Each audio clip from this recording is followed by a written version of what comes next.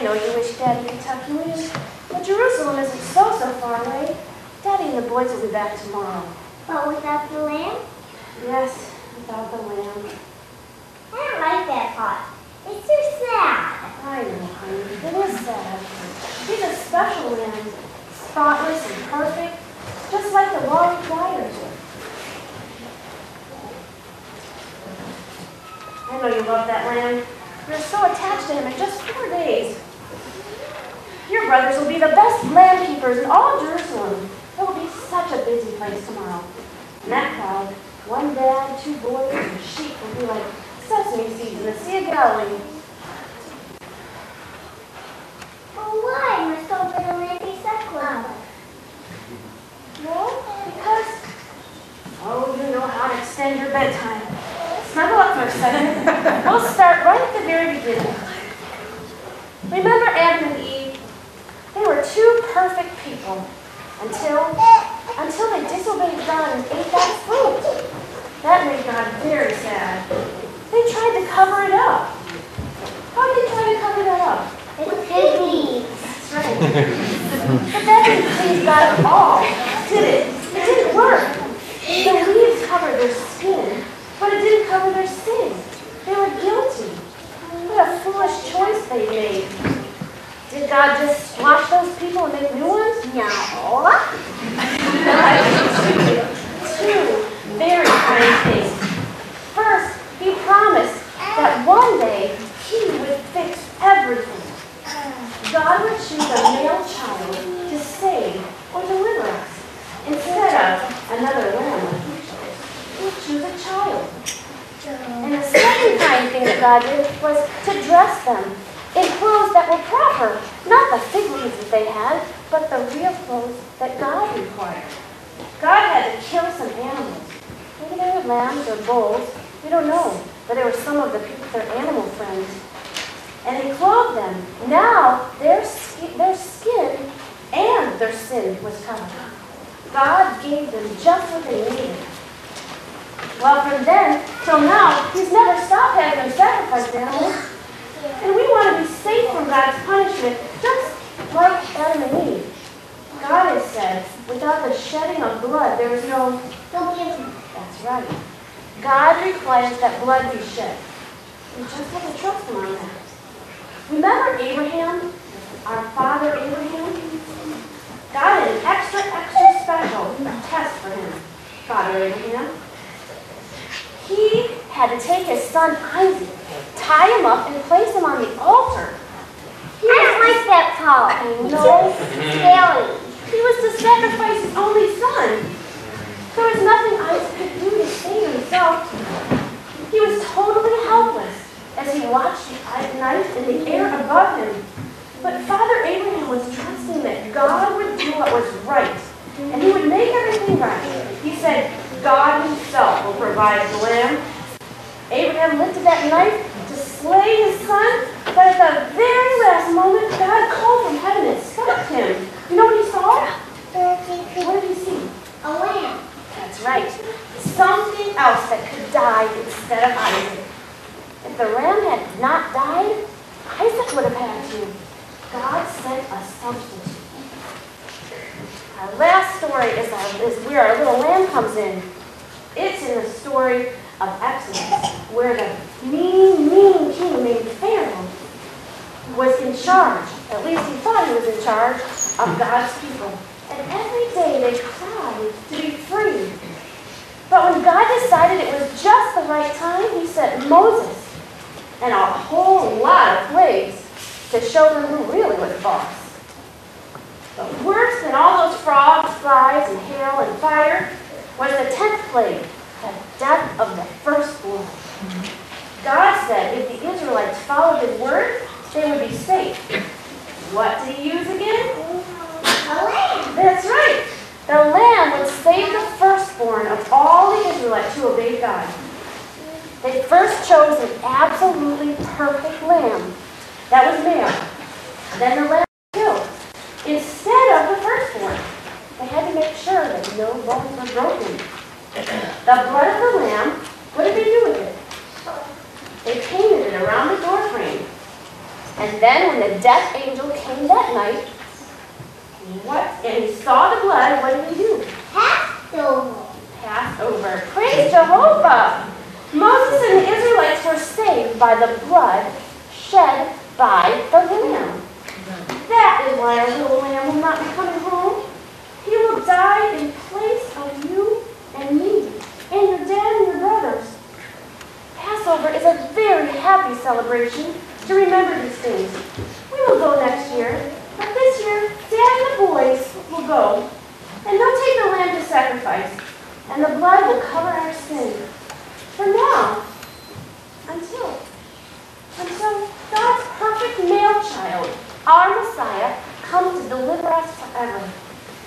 Our people have waited for so long, but God will provide a lamb. He will. You just wait and watch.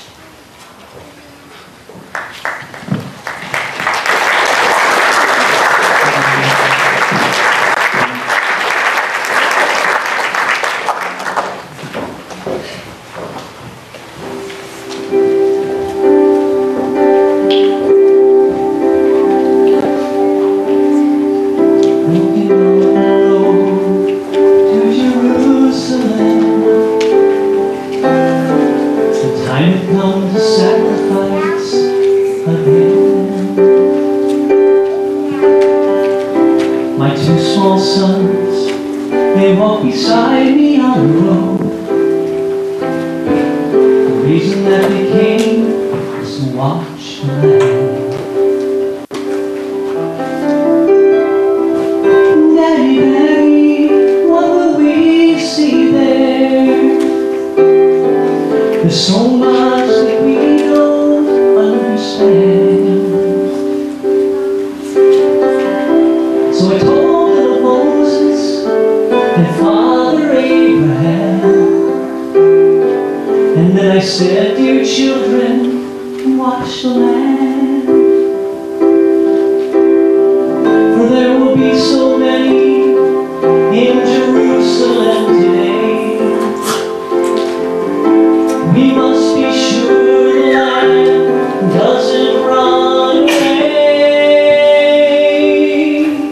Then I told them, Moses and Father Abraham, and then I said, dear children, watch the land. When we reached the city, I knew something must be wrong. There were no joyful worshipers, no joyful worship songs. I stood there with my children in the midst of angry men. Then I heard the crowd cry out, crucify him.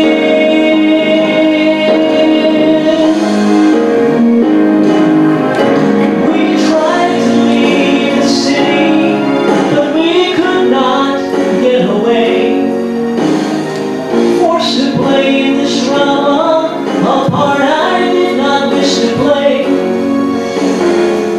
Why upon this day were men condemned to die? Why were we standing here where soon they would pass by? I looked and said, even now they come. The first one cried for mercy, the people gave him none. The second one was violent, he was arrogant and loud. I still can hear his angry voice screaming at the crowd. Then someone said, there's Jesus, and I scarce believed my eyes. A man so badly beaten, he barely looked alive. Blood poured from his body, from the thorns upon his brow, running down the cross and falling to the ground. I watched him as he struggled I watched him as he fell. The cross came down upon his back. The crowd began to yell. In that moment, I felt such agony. In that moment, I felt such loss.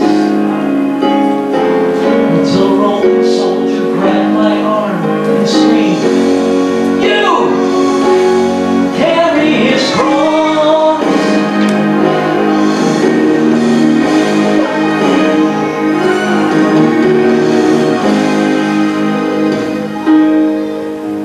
At first, I tried to resist him. Then his hand reached for his sword,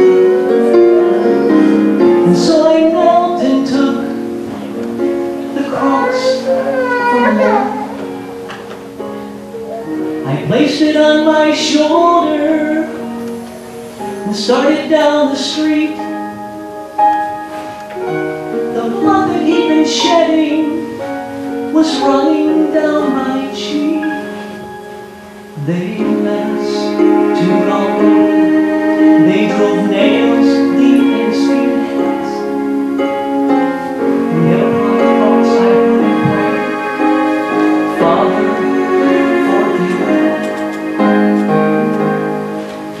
Oh, never have I seen such love in any other eyes. Into thy hands I commit my spirit, he prayed, and then he died. I stood for what seemed like years. I lost all sense of time, until I felt two tiny hands holding tight to mine. My children stood there weeping. I heard the oldest say,